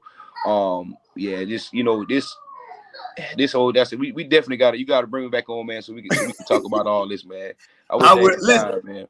Hey, before you go, tell the people, because you have 2 other talents that I want you to announce. I know you got your band. I know you got your imp. So just tell us that skill, and then I'm gonna let you go. Man, y'all can follow me on social media, man. I'm Justin Rufus on Facebook, Mr. Live in the Flesh on Instagram, TikTok, and all that good stuff. Like I said, I got the Live in the Flesh Experience band. If y'all ain't got nothing to do, we're gonna be in something tonight at venue 118 at Jeffrey Lampkin's venue. Okay. So if you ain't got nothing to do, at 6 o'clock, we're gonna be down there. And like I say, man, I'm hosting and doing, there's Miss Cheryl. So so we that's pretty much it, man. After that, other than that, I'm just being, husband and daddy. Well, listen here, man. Listen again, Mrs. Rufus. I didn't tell him to come on here, Miss Rufus. Yes, All right, listen. Yes, he need to help you. He need to help you do those chores around the house. Get off my live, Rufus. Get off. I'm going right now, doctor. How I end this thing, man? Just get off. Yeah, just get off. Hey, man, appreciate you, love you, brother. Yes, I love you, man. All right, guys, that was the good brother Justin Rufus in law enforcement. Again, we got some more comments. Wendy said, even if you comply, they will find a way. She said, yes, that's the truth. Jabari said we need, and yeah, please forgive me. We were supposed to do this. Justin and I had talked to him when the George Floyd thing happened, and we wanted to get some things going on. Cheryl said he would be he just told you he'll be down in Sumter at Jeffrey Lanklin's spot. She said plus the two of you will be working together. Yeah, we will be working together on the 25th at Cheryl Snell's 10th anniversary. She will be having her awesome program with I think I got that video footage. I'm gonna try to pull it up. What comes first, your ID or the reason why they stop you? Well, I'm gonna say this, Cedric's. What comes first in my book is to already have your ID and stuff just ready. Just go. Me personally, I say have your stuff ready. Regardless of what once you know they pull you over, and matter of fact, I got to do better with this. I need to have all my license, insurance, registration, and stuff. By the time they get to the car, I need to be able to, within 5 seconds, open the glove compartment, go to my visor, and just go ahead and have it, put it on the dash or whatever.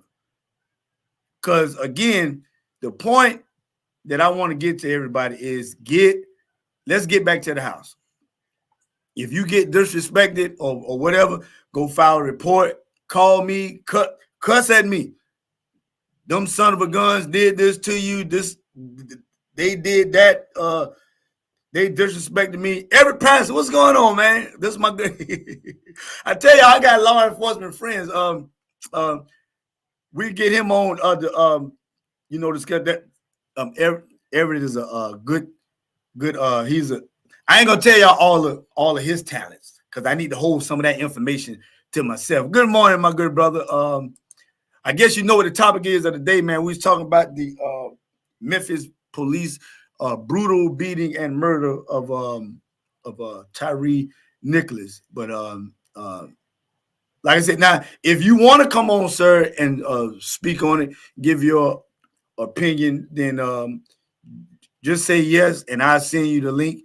But if not, man, hey, I appreciate you for coming on. I know it might be kind of late, but we can have this conversation late. And Eric, you state trooper or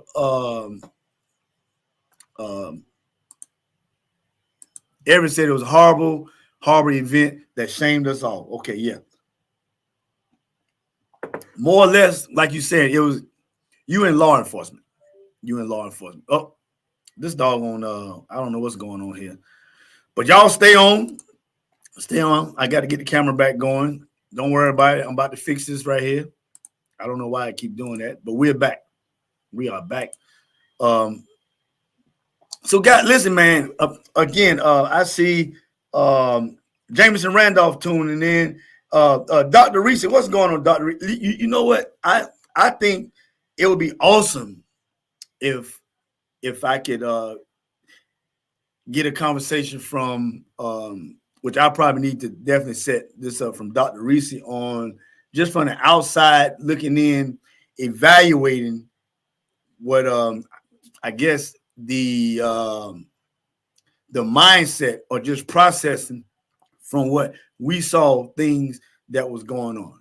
For those of you who don't know Dr. Reese, she is a wonderful person. Matter of fact, I'm gonna just tell you what, Dr. Reese, just type her in on Facebook and you'll see her Facebook page, and it'll, because if you're not really into the E2M program, you might not know exactly what I'm talking about, but she does way more than E2M as far as she's our therapist. She's our she's our hey, Dr. Reezy, hit a cup of coffee. Yeah. But yeah, Everett was an E2M family member of mine. He's a state trooper, and I'm pretty sure he could tell us some things that could help us in the situation. But he even said it was a horrible event that shamed us all. So guys, girls, men, women, boys, listen. The discussion is about the Memphis police killing of TYRE NICHOLIS. I'm not gonna say anything that TYRE did was wrong or right or caused his death. What I'm gonna tell y'all is your main purpose, ladies and gentlemen, is to please get back to the house. You have no point to prove to nobody. I believe in standing up for your rights. I believe in knowing your rights. I believe in all this stuff. But in the midst of all these things, know that your mother and your father would greatly more appreciate you getting back to the house than you being identified and once a year everybody remembering your name on a Pacific Day. Okay. So again, Dr. Reese, thanks for tuning in. Jameson Randolph, thanks for tuning in. And my good brother, State Trooper Everett Patterson. Thanks, Justin Rufus for chiming in. He's law enforcement as well. And for those of you who are still in here, thank y'all for tuning in. We're going to get ready to bring this part of the show to a close. I need to try to find a video. Matter of fact, let me do this right here. Let me bring this video in here, and we're getting ready to close it down for the day. Let me pause this right quick, and I'm gonna find it. Let me find it.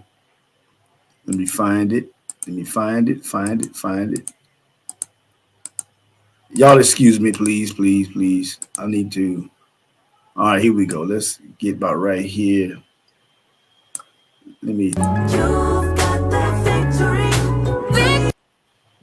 All right, here we go. All right, here we go.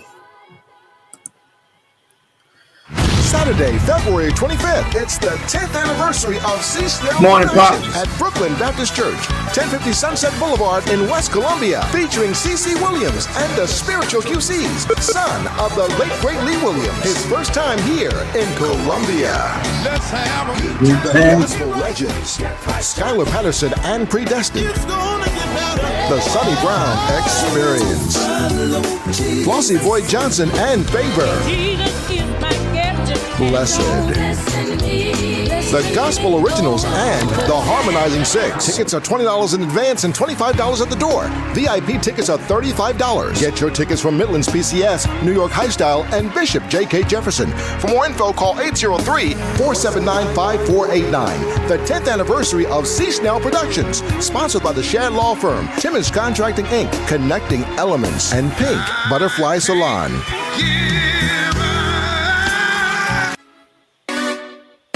Y'all, these are all sponsors and supporters of the show.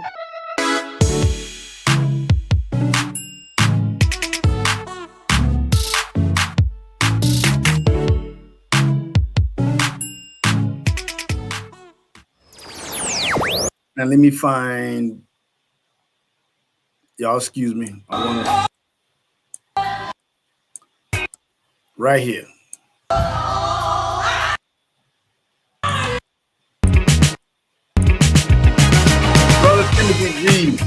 We are having the second annual Community Male Chorus Concert today, January 29th. They will be taking donations to raise funds for the Daisy Mae Johnson Educational Scholarship Foundation today at 3:00 down at Mount Moriah Baptist Church.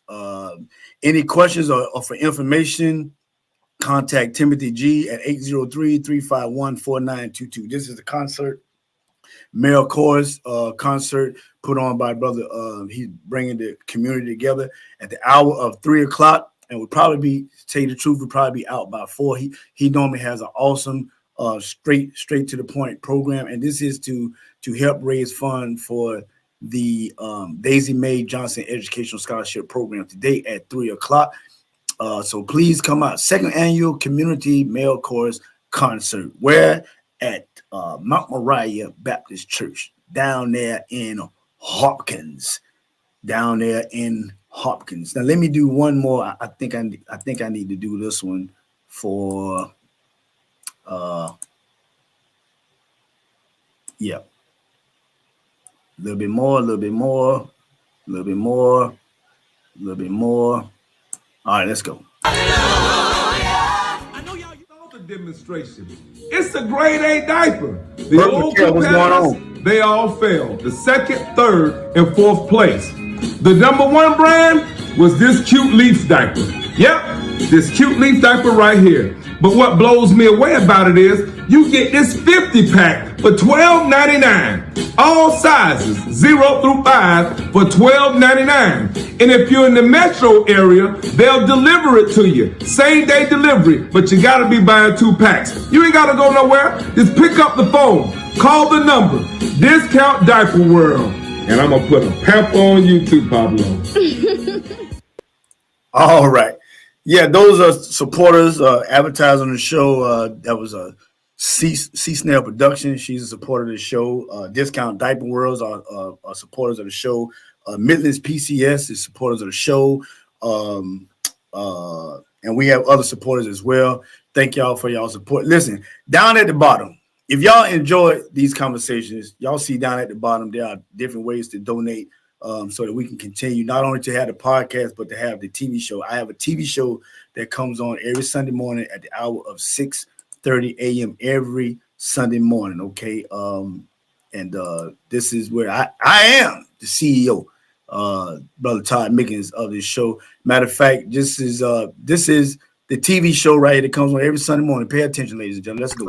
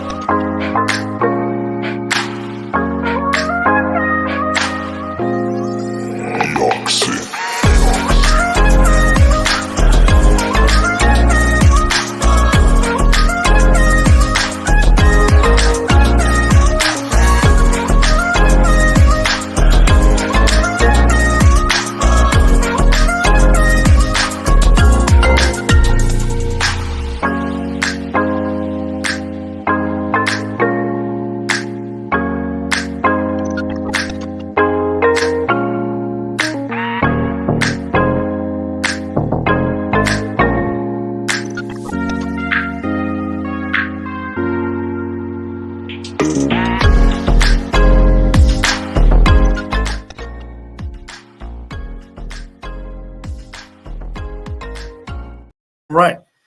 Now, again, guys, I thank y'all so very much. And I'm going to ask again. The Bible says we have not because we ask not. I'm going to ask y'all to be a supporter of this program.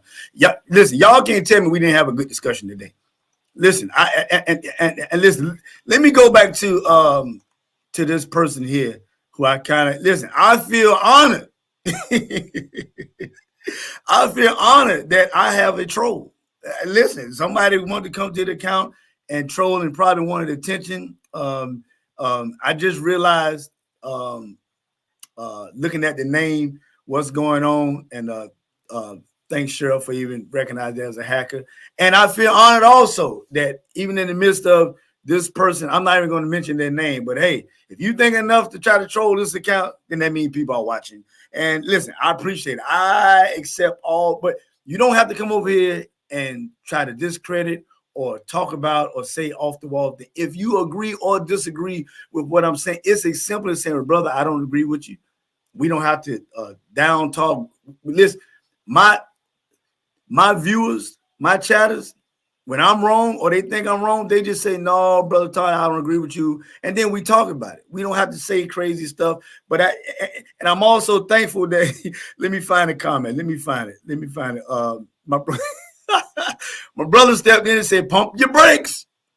You just letting them know, hey, yo, this ain't that type of party. But like I said, man, we ain't even got to worry about that, man. He whoever that dude is or whoever, listen, thank you for trolling show. Bring some more trolls over, because you ain't doing nothing but bring attention to the show and the program. But listen, guys, back to it. The Bible said we have not because we ask not. And I ask that y'all listen, be a blessing to the show. We had a great show. We had on the awesome guest, Justin Rufus, law enforcement. We had and he broke a lot of things down to us. And he educated me. And like Brother Jabari says, as well as others, he needs to give us some 101, law enforcement approachability 101. We need to have this conversation, guys. We are never too old or know too much not to get more knowledge or understanding about a situation. If you enjoy the show, listen, go to $EARLYMORNIG, praise, $early morning praise to the Cash App. If you don't have the if you don't use Cash App, go to Zelle, Matthew Todd Mickens at yahoo.com. We will have Venmo and PayPal accounts up soon, so that you can give as well. And for those of you who like to do it by check or money order, I do have friends who don't do the Cash App, they don't do the Zelle, they don't do Venmo, they don't do PayPal. They just old school. They do money orders and they do checks. But I don't want no check, you know. And listen, whatever you make those, make it up to early morning praise, not the Todd Mickens. Make it to early morning praise. All proceeds, all blessings, all donations go towards this show and to my staff. Listen, all effects that you see, all the things. My wife, she takes the time and go through and she gets all this stuff and programs it together.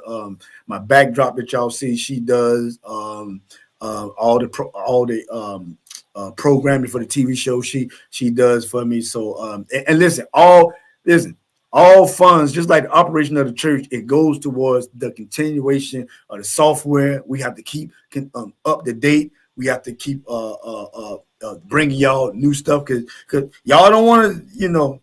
Y'all see how my wife changed the game. When she changed the game up with the designs and all the stuff, she got me clicking and clacking all over the place because when she changed up the game, I got to change up my game.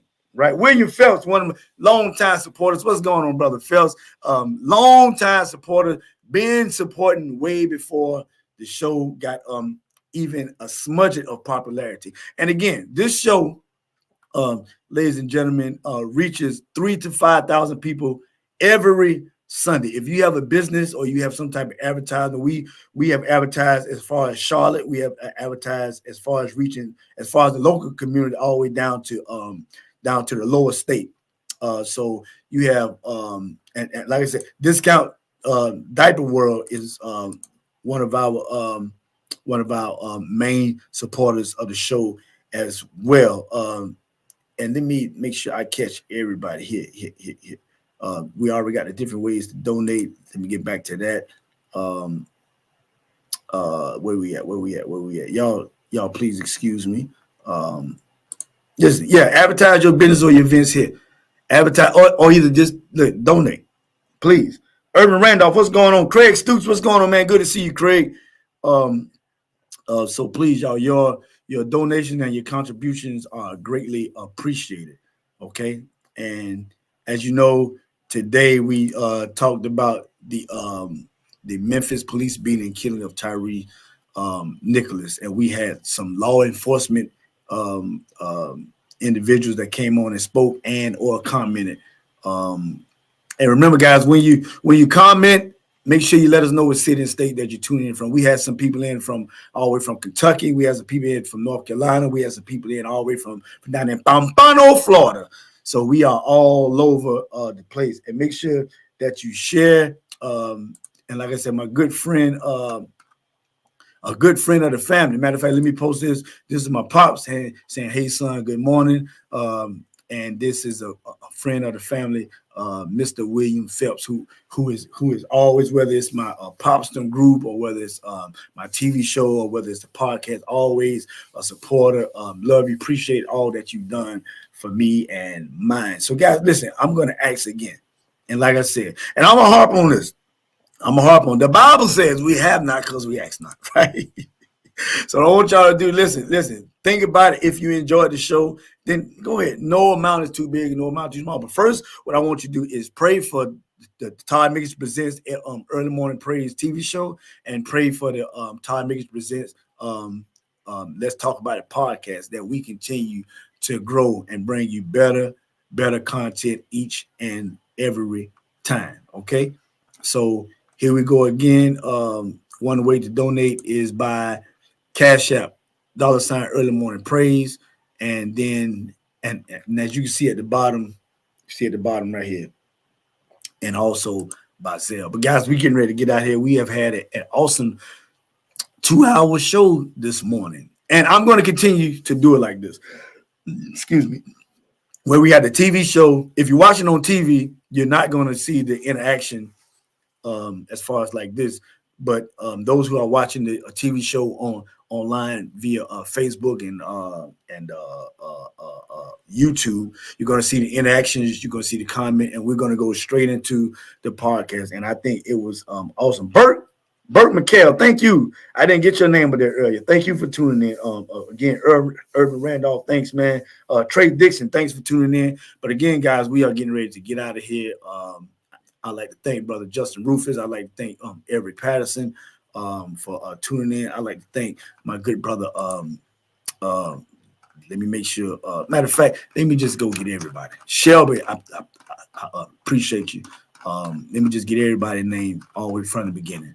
Let's just do it like that. We're going to thank Cheryl Snell, Tammy, Sandra, Kaylin, Elder Stubbs, Lisa, Gregory, Sheila, Helen Osborne, Gregory, again,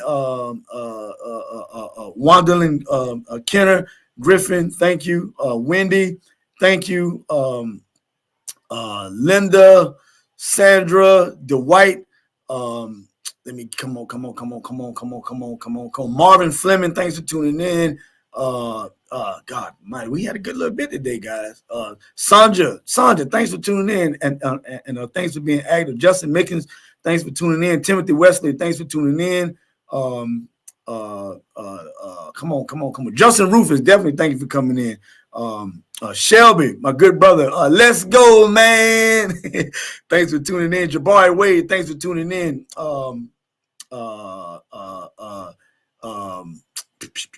Boot Hughes, thanks for tuning in. Let's see. Not even gonna call that guy's name because I don't. Yeah, Cedric's, thanks for tuning in. Come on. I'm almost at the bottom. Eric Patterson, thanks for tuning in. My dad, thanks for tuning in. And like I said, Burt McCall, thanks for tuning in. William Phelps, thanks for tuning in. Craig Stoops, Urban Randolph, thanks for tuning in. Trey Dixon, thanks for tuning in. I'm gonna go back and make sure I got Tina Tippins Prelude, thanks for tuning in. Teet Hughes, thanks for tuning in.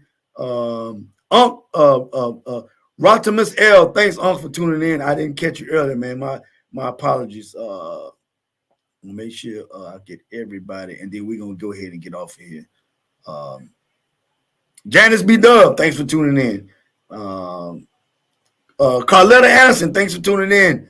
Y'all, I want to get Chad Wood, thanks for tuning in. If I ain't mistaken, Chad tuning in all the way from Texas, so I appreciate that. Glenda A. Mickens, thanks for tuning in. Jameson Randolph, and I do believe that is it. I appreciate y'all guys. So now we're gonna go off with a little bit of let's just come on, y'all. Yeah. Come on, y'all. Shout out to my man King George, AJ Holiday. Shout out to you, man. Appreciate you. We love y'all, man. Y'all keep it moving. Y'all keep it coming. It's your boy. It's your man. It's your podcast pastor. It's me. Ready, willing, and able. Excited. Listen, I love y'all. I love all y'all. Ooh, Todd Mickens, the CEO of the Early Morning Praise. Oh, you know what I'm saying? Come on here now. Todd Mickens presents, baby. That's what it is. All day, every day. All day, every day. This your man. Listen, I love y'all. Peace. Don't forget, give. Listen, tell somebody that you love them. And like my daddy's song say, it ain't nothing you can do about it. It's your boy, Todd Mickens. I love y'all. Can't wait to see y'all next time. Peace and hair grease. Let's get up out of here. Let's get out of here. Let's do it one more time. I say bye-bye.